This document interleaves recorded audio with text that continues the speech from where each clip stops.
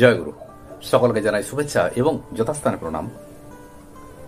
পরম পূজনীয় রামদাস কাঠিয়া বাবা, যিনি নিম্বার্ক সম্প্রদায়ের 54তম আচার্য।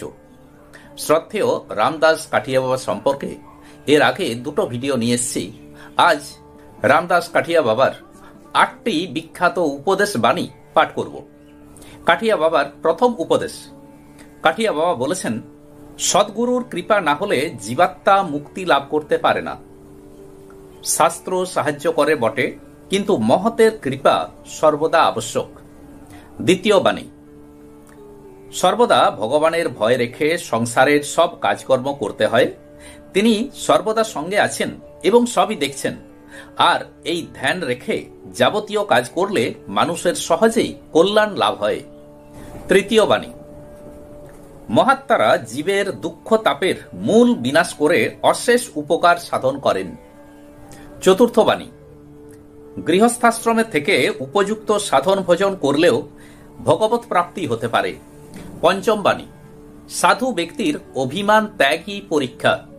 যথার্থ ব্রহ্মজ্ঞ গুরুরা তার প্রিয় শিষ্যদের প্রতি নিষ্ঠুর আচরণের মাধ্যমে শিষ্যের ভক্তি, নিষ্ঠা, ধৈর্য ও অধ্যবসায়ের পরীক্ষা করেন। এতে অহং নাশ হয়। ষষ্ঠ বাণী। রাতের চতুর্থ প্রহরে কখনো ঘুমাবে না। সপ্তম বাণী। আপনার অন্তরে ভালো মন্দ বিচার করে সর্বদা কার্য করবে। কেবল বাইরের নিন্দাস্তুতির উপর লক্ষ্য রেখে কোনো কাজ করবে না। অষ্টম বাণী। সর্বদা নিষ্পাপ ও সরল থাকবে।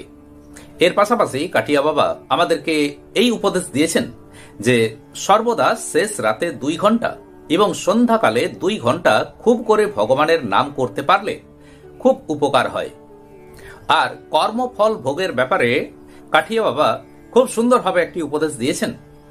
বাবা, কেহ কাকেও দুঃখ দিতে পারে না।